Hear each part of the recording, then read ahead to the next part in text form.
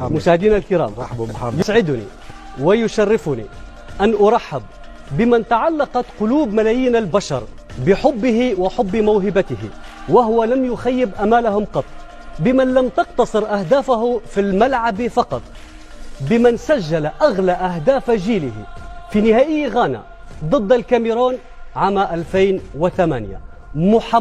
محمد أبو تريكة. تريكة، أنت عامل إيه دلوقتي؟ أهلا بك يا مهند. شكرا على المقدمة. وبعدين لا يمدح المرء في بيته.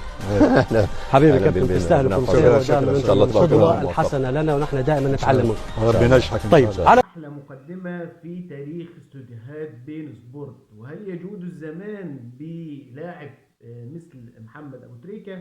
وهل يجود الزمان بشخصية إنسانية مثل محمد أبو تريكة؟